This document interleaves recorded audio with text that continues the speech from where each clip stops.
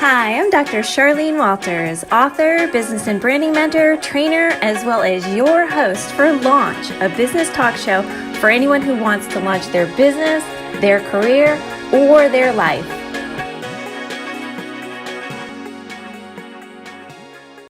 Hi everyone, welcome to Launch. I'm your host, Charlene Walters, and today we have a super special guest. We have Brooke Riley.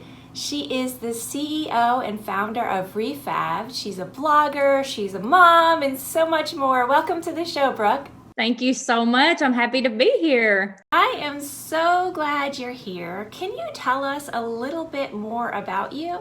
Sure.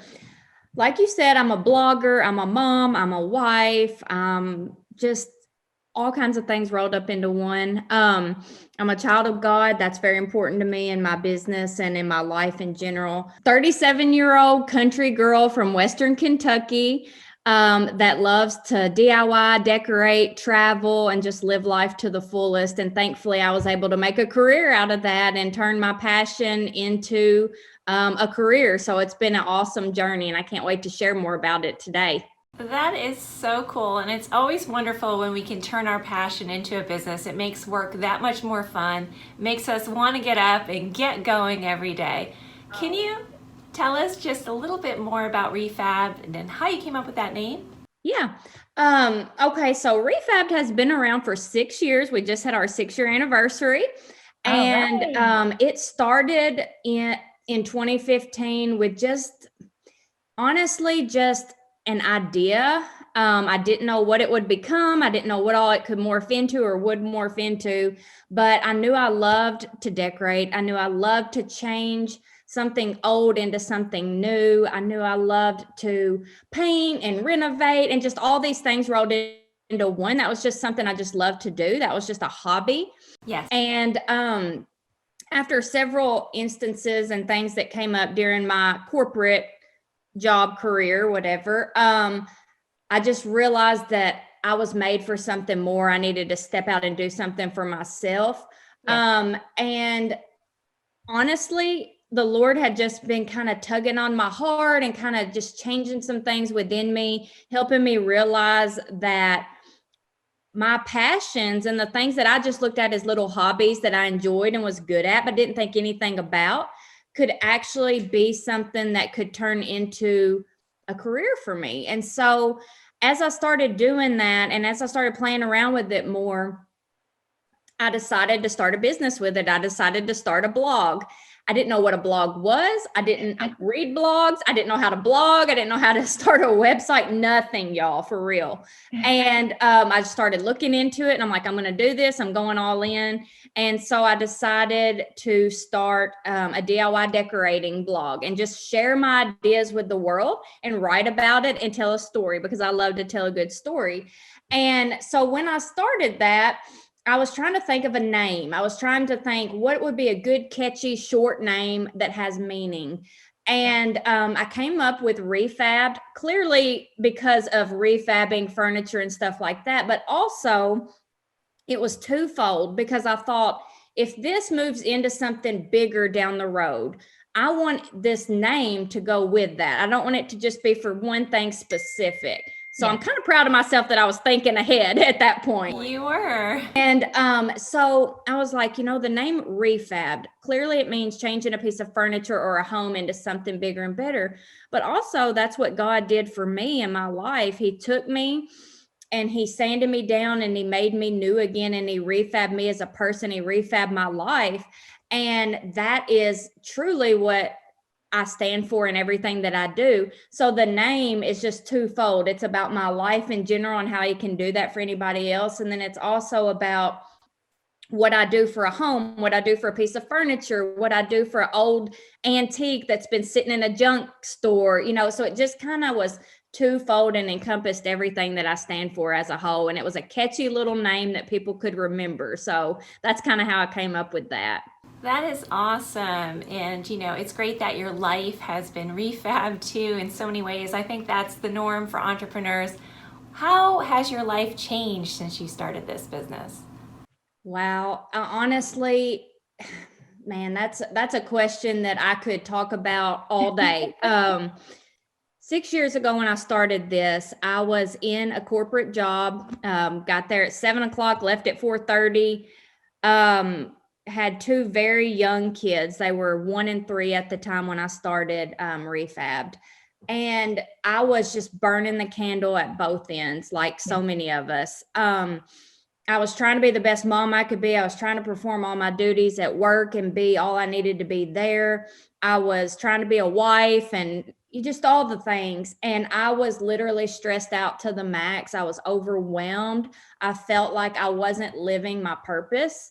Like I just truly felt like there was just something missing. I was just like, I'm living, but I'm not living, and it just felt like I was going through all the motions. And I knew in my heart that there was something more for me, like I mentioned a minute ago. But once I finally, took the leap, started this, all of that, and I started going forward, I quit my job 6 months later. I want to make sure everybody knows I was making no money then. Okay. Like it's not like that, just, all of a sudden, bam, I just blew up or something. But I knew that that was the next step. I knew that to be all in, I had to be all in. And so the past 6 years, not that they've been all roses and tiptoeing through the tulips, because they haven't been, but it's been exciting every single day. God has just blessed each day. I've been able to be more flexible with my time, travel more, be more present, do the things that I love to do each day and make a career out of it. So my life has changed just dramatically. Just my whole demeanor, I feel like, has changed too. I feel like I'm just happier. I've always had joy, but sometimes the happiness factor was not there. And those are two different things that I think people get confused. And so now I'm just like happy. Not that every single minute of the day I'm smiling and life's grand, but like, it's just like, wow, I get to do this for a living. Like, how awesome is that? And I truly, truly feel so blessed. So that is the biggest change, is just knowing that, hey, I'm in control of this. What I do today, if I decide I'm not going to do XYZ, that's okay. I can move that to another time. And it's not somebody else having to tell me, no, you can't take this day off. You don't have a sick day. And it just feels like I'm a little bit more in control of my career, because I am, which is also a little extra stress because you're in control of your career, but it's just awesome. I just couldn't, it's just a true change of everything. And my husband came home 2 years ago to work the business full time. So now we're both here. So great. Clearly that's another thing that's completely changed. Also, we get to be a family together. We travel a lot. We work super hard, but then we play hard too. And it's just been awesome. That is super amazing, and it's great. It's a giant leap initially. It's scary financially, personally, but once you get going and get into your groove, it really pays off. And also, you talked about the perks. I think work-life balance and flexibility are a huge perk in entrepreneurship, particularly for women, wouldn't you say? Yes. So for those out there who want to get started with DIY but don't know a lot, maybe they're intimidated by the whole thing, what would you suggest for them? For people who are wanting to get started with DIY, I would say just get started. Like that's what I would say with anything, is you can sit and think about it and want to do something your whole life, and that's just exactly where you're going to stay. So until you take the first step to do anything, you're going to stay stagnant. So whether it's DIY decorating, anything, you just have to get started. Obviously on my website, refabbed.com, I have hundreds and hundreds of tutorials of easy DIY projects that anybody can do. That's the one thing I'm pretty much known for, is just how easy my projects are, because there's no need to make it too hard. Right. You can still have beautiful projects and home decor on a budget that anybody can afford. So I would say start at the Dollar Tree. If you don't want to spend a lot of money, I've got tons of projects like that. Look at an old wood pile. Change your mindset on what you see and what can become. I'm constantly picking up scrap wood from everywhere. Constantly seeing like ideas. Oh, I could turn that into a reindeer, or I could turn that into a firecracker, or whatever. And so wood is your best friend. Just grab pieces that speak to you, and then just get creative. Get on websites, get on blogs, see some ideas that other people have done, get on Pinterest, and just start playing around and trying to make it your own. And you're going to be surprised at how easy it actually is to just take something so simple and turn it into something awesome and fun. It is amazing what you can do on a limited budget. And speaking of which, a lot of entrepreneurs or new business owners who are just getting started, what suggestions would you give them if they're trying to decorate their office or their store on a really tight budget? Okay, so that is what I love the absolute most, is decorating on a tight budget. That's where I started. I still do that. I still try to just, squeeze every dollar to get something to maximize it. So that is super fun to me. So what I would say is just start with a blank slate, just see what you've got in front of you and just visualize, and maybe, get on Pinterest, get on Google, whatever, and Google some rooms that you like. And some ideas that you have that you would like to see come to life, because a lot of times that will help just to get some ideas. Like you might be looking at this blank space and being like, I don't even know where to start. It's just too much.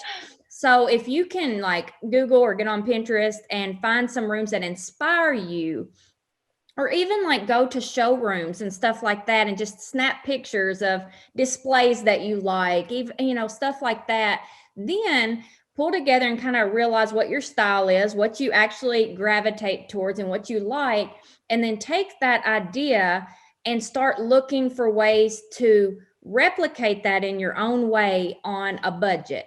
Yeah. So, places like Hobby Lobby and Michael's and even the Dollar Tree and dollar stores and Dollar Generals, like they will have things that you don't necessarily think about. You wouldn't necessarily go to those places maybe automatically. Right. But got something specific in mind that you're trying to go towards, you can be in those places and just automatically start visualizing the picture in your head with what you see there. And it's amazing where $100 can even go.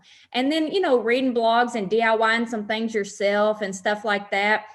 Spray paint is your best friend. Really? Finding an old mirror or something old and spray painting it. I mean, all of that, it can go so far. So in a nutshell, finding something visually appealing that you love and that you like the style of, and then just trying to replicate it on a budget. Thrift stores are your best friend. You never know what you're going to find. You might not find anything, but you've got to just keep looking. You've got to constantly keep your eye out. And the number one thing I would also say is this: when you are decorating a space, and especially on a budget, you may not find everything at once, but you're going to be layering and adding to that to make it your own. So just get something that you're good with at first. And then as you keep seeing things, you can keep adding to that over time. And then before you know it, you've got a beautiful space that's just transformed on a really tight budget. Good advice, and definitely you can find a lot of hidden treasures out there for sure. That is the most fun. It does not matter if you can or can't afford to pay a lot of money for something. It does not matter. When you find that $5 piece that's just like, oh my gosh, it's still so exciting to get to decorate with that or make it over and turn it into something new. That is my absolute favorite. Totally, I agree. And you've been really successful with monetizing your blog, your website. What are some tips for all of the solopreneurs and the experts out there who want to do the same? Well, I would say if you're going to have a website, like a blog per se, and I'll just speak to blogs because that's obviously what I definitely know a lot about. When I started my blog, I didn't know anything. So it's not like you have to have all kinds of knowledge. You have to be willing to learn. Yes. And I can't even overstate this enough. You have to be willing to learn, willing to take the time, willing to research, and willing to go for the long run, because blogging is not a short game. It's a long-term game. It is something that takes time to build the content, and it is something that takes time to to grow and be found on search engines and through social media and all the things. So I would 100% say that if you are wanting to do something like that, make sure it is actually a passion of yours. Okay. Because unfortunately, from statistics that I've read, about 93% of blogs do not make it. And wow. I feel like personally, that is because people get in just thinking they're just going to try to make some money. Right. And it can be very, very lucrative. But if you are not all in and it is not your passion and you don't get up just loving to write and loving to put content out that at first doesn't get found by very many people, and you're putting it out there and you're putting it out there and you're not seeing rewards right then it can be very, it can be disappointing. It can be frustrating because you know the time you're spending. So you have to look at it in the long term. And I had to constantly remind myself, this is a long-term game. This is a long-term game. And I was doing other stuff on the side to try to, make money during the time. But it was my passion. I loved it so much that I just enjoyed writing about that topic. I enjoyed sharing. And what's awesome about it is once your blog does grow, once your social media grows and you've got people to push to it, which is another key thing. If you've already got a social media following and you start a blog, it's much easier because you have people to send to your site. Clearly, I started a social media and a blog at 0. So I was trying to grow both, which is much harder. So if you've already got the social media following, then that does help. So that's very encouraging. So many people during the pandemic had a career pivot or a change. How can you use that pivot as a launch pad for what you want to do next, would you say? Yes, definitely. During the pandemic, a lot of us had to just sit back and step back and punt, is what we say. It's like, okay, what can we do now? This is clearly not exactly the route we need to take now because of this. What can we do moving forward? And I think that it's an awesome opportunity for people. Maybe you were stuck where you were before, but you didn't have the courage to move out and do something new. Or maybe you just needed something to push you in a new direction. And hello, it's here. It's like sometimes life pushes you in a different direction that you needed to go in, but you would have never done yourself. Right. And so I think during the pandemic, that has been one of the key times to make that pivot, to make that change that you wouldn't have done on your own. And I think it's the perfect time to just take a new opportunity and just do something new, because the pandemic has not been all bad. I know that the pandemic itself was not good. We don't even have to get into that. But what came of it as far as business and certain things and entrepreneurship and the online space and everything else has been very good for a lot of businesses. So a lot of new ventures have taken off during that time that may would have never taken that step before. So if you've got a business that can reach the world, then it needs to be doing that. It needs to be in the online space, and it's really not that hard to do. So I would just say make that pivot now. It's like now's the perfect time. People are constantly living on their phone. They're constantly like this, and you need to be capitalizing on that for your business for sure, no matter what it is. Absolutely. We've seen a huge rise in entrepreneurship, and I was just having dinner with some friends the other night who have been working from home, and now they're being forced back into the office. So I think a lot of people will be launching even more businesses. We're going to see more people leave their 9-to-5 jobs and kind of launch out on their own. I think so too. And I think the pandemic showed a lot of businesses that not everybody has to be in person, that you were able to do things just as efficiently and sometimes more efficiently through remote. Not everything. And that's just always going to be the case. We're always going to have real life people in certain situations. But I do think it showed a lot of businesses that they can do things just as effectively in the online sphere without having to have their physical employees right there, depending on the business. So I think it just taught so many people so many things. And I think you're exactly right. We're going to see a rise in people doing their own thing or starting to work remotely. I think it's going to be a big rise. It should be a huge rise. And something else that I think is really amazing about you and what you've done is that you've created this big community of supporters, followers. Do you have any tips for other entrepreneurs out there or aspiring entrepreneurs about how they can do the same thing? Yes. Okay. So my community on Facebook, and they are followers, but I call them my community, like you said. We're at about getting close to 778,000 followers right now, as of like yesterday. So there's a bunch of us out there, and in the Re-Fabbed community. And I could talk about this all day about growing your community and how to grow it and why it's important. Honestly, I think people, and it does not matter again what business you're in. It does not matter. It is not just the fact that I was able to grow this with my type of business. That's just my business. I mean, it does not matter what you're doing, but what I think is the key factor in growing that community and then being able to not take advantage of them, but serve them in ways that also serve you as a business owner is to just be present with your community. I truly believe with your business and your community of people that follow you and support you, that you need to show up for them. You need to be present with them in the online space, like on social media and places like that, or on your blog, whether it be Instagram, TikTok, Facebook, all the things, Pinterest, your general website, your email. Be present, show up, respond to people. I think that is probably the number one thing is respond to people.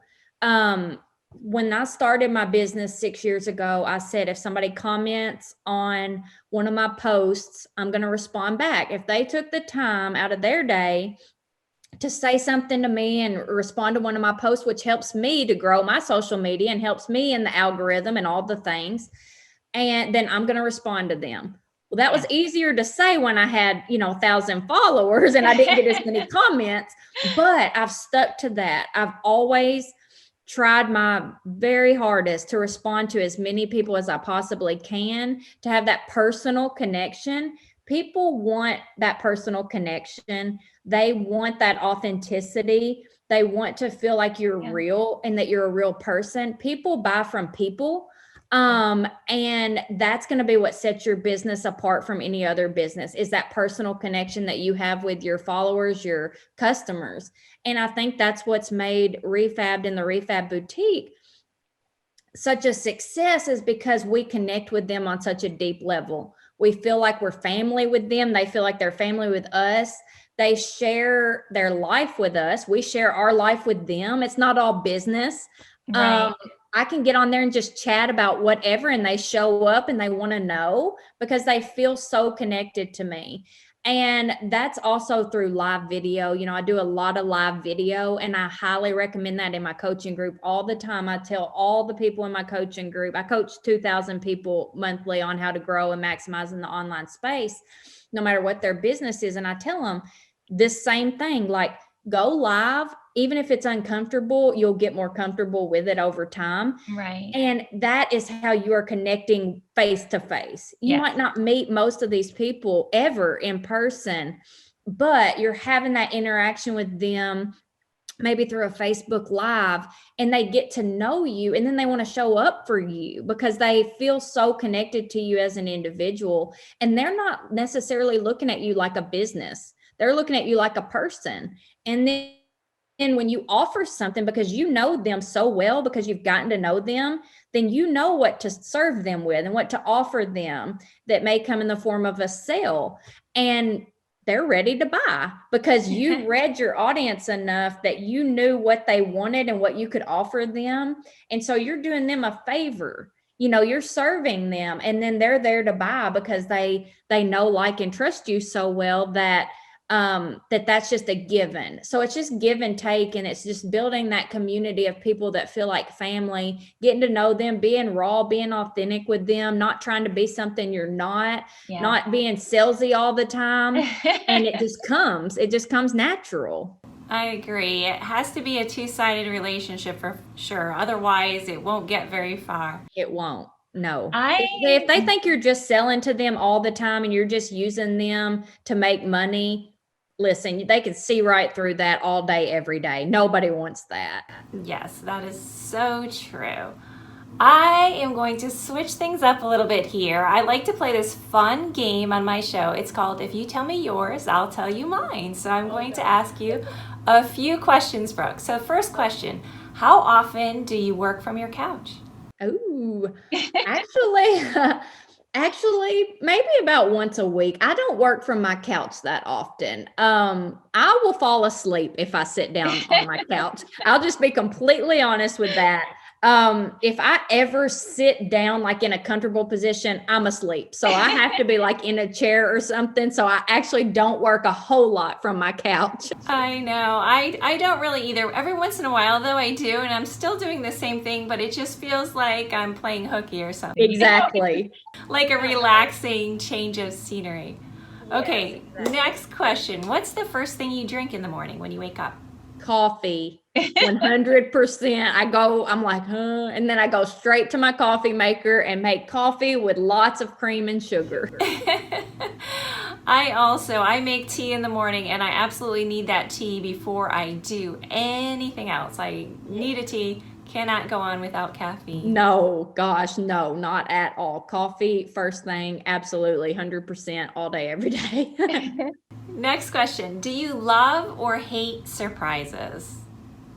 I guess I love surprises. I don't mind being surprised. I like a good surprise that I wasn't anticipating, so I love them. You do? I actually hate surprises. I want to know everything. Even if somebody shows up unexpected at my front door, I get like, oh, really?